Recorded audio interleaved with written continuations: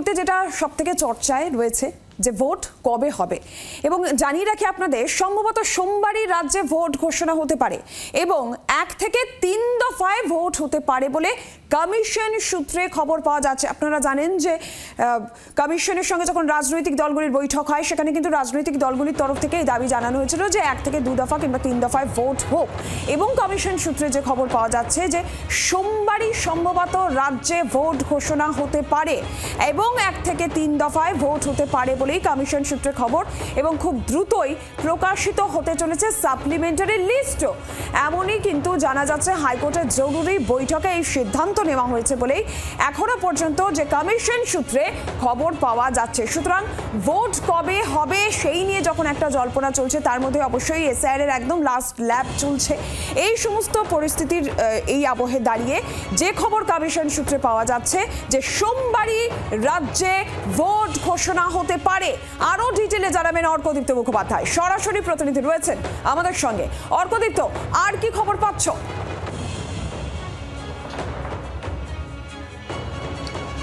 দেখো 2016 সালের বিধানসভা নির্বাচনের সময় আমরা যদি দেখি ডেটটা 4 মার্চ বিধানসভা নির্বাচনের দিন ঘোষণা হয়েছিল এবং 4 এপ্রিল ভোট শুরু হয়েছিল। 2021 সালের ক্ষেত্রে 26 ফেব্রুয়ারি ভোট ঘোষণা হয়েছিল এবং 27 মার্চ ভোট শুরু হয়েছিল। এবার সেদিক থেকে দেখতে গেলে দুটো ভোটের ক্ষেত্রে 2016 বা 2021 দুটো বিধানসভা ভোটের ক্ষেত্রেই দেখেছি ভোটের নির্ঘণ্ট ঘোষণা এবং ভোটের দিনের মধ্যে মাসখানেকের ব্যবধান ছিল, 30 দিন বা 31 দিনের ব্যবধান ছিল। এই মুহূর্তে কমিশন সূত্রে যে খবর পাওয়া যাচ্ছে, যেমনটা তুমিও বলছিলে, 16 তারিখ অর্থাৎ সোমবার দিন ভোট ঘোষণা হওয়ার সম্ভাবনা রয়েছে, যদিও সেটা একদিন আগাতে পারে বা পিছোতে পারে। তবে এই আর 2-3 দিনের মধ্যেই কিন্তু ডেফিনেটলি ভোট ঘোষণা হবে, খুব জোরালো সম্ভাবনা রয়েছে, এমনটাই নির্বাচন কমিশন সূত্রে খবর। সেক্ষেত্রে যদি 16 তারিখ বা 17 তারিখ ভোট ঘোষণা হয়, এপ্রিল মাসের ওই সময়তে গিয়ে কি তাহলে ভোট, তৃতীয় সপ্তাহে ভোট, এপ্রিল মাসের 16, 17, 18 মধ্যে কি তাহলে ভোট শুরু হবে, এই সম্ভাবনা কিন্তু অত্যন্ত প্রবল।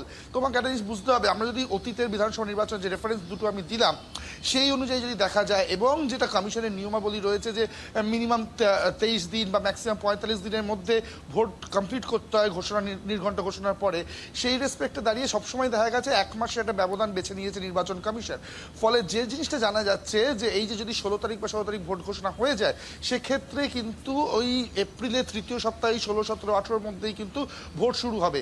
এবার প্রশ্নটা হচ্ছে কয় দফায় ভোট হবে, কারণ কমিশন সূত্রে যে খবর 1 থেকে 3 দফা, তার বেশি কিছুতেই নয়, 3-এর বেশি যাওয়ার সম্ভাবনা নেই বললেই চলে। এটা প্রায় নিশ্চিত করে বলা যায়। ভোটের দফা যে কমছে এটা আমাদের দর্শকদের আমরা বহুদিন ধরেই বলছি, 8 দফায় গতবার হয়েছিল, সেটা হওয়ার কোনো সম্ভাবনাই নেই, অ্যাকচুয়ালি সময়ও নেই। তুমি যদি দেখো সময়ও নেই, কারণ মে মাসের 5 তারিখের মধ্যে সরকার গঠন করার বিষয় রয়েছে, ফলে সময়ও নেই। আর প্রত্যেকটা ফেজের পর অন্তত 3 দিনের গ্যাপ দিতে হয়, সেক্ষেত্রে 3 দফার বেশি করার সময় পাবে না। তবে যেটা সব থেকে জোরালো সম্ভাবনা যেটা দেখা যাচ্ছে, 1 বা 2 দফায় ভোট হওয়ার সম্ভাবনা কিন্তু এখনো অত্যন্ত বেশি। মহারাষ্ট্রে 288টা বিধানসভা, সেখানে 1 দফায় ভোট হয়েছে। সেক্ষেত্রে 294টা বিধানসভা পশ্চিমবঙ্গে, সেখানে 1 দফায় হওয়ারও কিন্তু সম্ভাবনা একেবারে উড়িয়ে দেওয়া যাচ্ছে না, যদিও সবকিছু ডিপেন্ড করছে, যেমনটা জ্ঞানেশ কুমারও জানিয়েছিলেন, রাজ্যের আইন শৃঙ্খলার ওপর। ফলে 1 দফা না হলেও 2 দফায় হওয়ার সম্ভাবনা সব থেকে বেশি। সেক্ষেত্রে এপ্রিল মাসে মাঝামাঝি যদি তৃতীয় সপ্তাহে 17-18 তারিখ নাগাদ ভোট হয়, তাহলে আরও একটা দফা হয়তো চতুর্থ সপ্তাহে গিয়ে হবে এপ্রিলে, এবং কমিশন চেষ্টা করবে এপ্রিল মাসের শেষেই কাউন্টিং বা ভোট গণনা সেটাও শেষ করে ফেলতে। নীলাঞ্জনা, সঙ্গে থাকো, অর্কদীপ্ত সঙ্গে থাকো। সেক্ষেত্রে একটা সম্ভাবনা কিন্তু রয়েছে যে এপ্রিলের তৃতীয় সপ্তাহে রাজ্যে ভোট হতে পারে। আপনাদের জানাই, এর আগে কিছুদিন আগে 9 তারিখে রাজ্যের বিরোধী দলনেতা শুভেন্দু অধিকারী কিছুটা এমন ইঙ্গিত দিয়েছিলেন। তিনি বলেছিলেন যে 1 বৈশাখের পরেই কিন্তু ভোটের কথা তিনি বলেছিলেন। শুনুন কি বলেছিলেন শুভেন্দু অধিকারী। নির্বাচন 1 বৈশাখের পরে যে কোনো দিন ভোট হবে, আমরা কয়েকদিনের মধ্যে নির্ঘণ্ট পেয়ে যাব, তার চূড়ান্ত জায়গায় চলে গেছে। মানুষকেই এই সংবিধান বিরোধী সরকারকে তুলে ফেলার দায়িত্ব নিতে।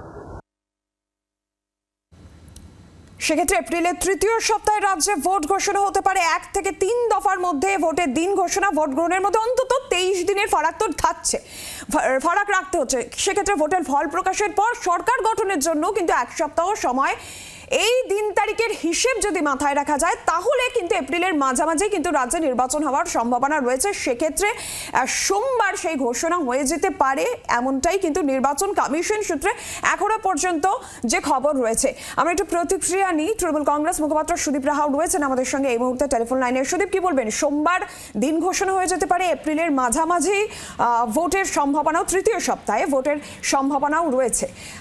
কি বলবেন? এখনো পর্যন্ত বিবেচনাধীনের যে অবস্থা রয়েছে, তালিকার যে অবস্থা রয়েছে, সব মিলিয়ে ভোট ঘোষণা, কি প্রতিক্রিয়া আপনার? দেখুন, সুপ্রিম কোর্ট যে রায় দিয়েছে সেটা আমরা যেটা বলেছিলাম, মমতা বন্দ্যোপাধ্যায়, অভিষেক বন্দ্যোপাধ্যায় যেটা বলেছিলেন, মোটামুটি সেই পথেই সুপ্রিম কোর্ট এগিয়েছে। সুতরাং আমরা সুপ্রিম কোর্টকে ধন্যবাদ জানাবো যে বৈধ ভোটারদের নাম যাতে বাদ না যায় সে ব্যাপারে সুপ্রিম কোর্টও অগ্রণী ভূমিকা নিয়েছে, প্রয়োজনীয় নির্দেশ দিয়েছে। আর রইল পরে ভোটের কথা। ভোট দফাতেই হোক, 1 দফায় হোক, 2 দফায় হোক, 9 দফায় হোক, 10 দফায় হোক, যে দফাতেই হোক এই ভোটে বিজেপির দফা রফা হবে, এটা আপনারা লিখে রাখুন। এবং আগামী মে মাসের পরে বিজেপিকে সারা বাংলায় খুঁজে পাওয়া যাবে না। সিআরপিএফ, সিআইএসএফ নামিয়ে ওরা ভোট করার চেষ্টা করেছে, এর আগেও করেছে। আমরা বলছি আমেরিকা থেকে পুলিশ নিয়ে আসুন, তাতেও তৃণমূল কংগ্রেস চতুর্থবারের জন্য নবান্নে পৌঁছবে এবং সরকার তৈরি করবে। আমরা কনফিডেন্ট, আমরা ফার্স্ট বয়, সারা বছর মানুষের সঙ্গে থেকে আমরা উন্নয়নের কাজ করেছি। এবার বাকি সেকেন্ড, থার্ড, ফোর্থ কারা হবে সেটা তাদের ব্যাপার। বাংলার আওয়াজ, বাঙালির আবেগ, জি 24 ঘন্টা।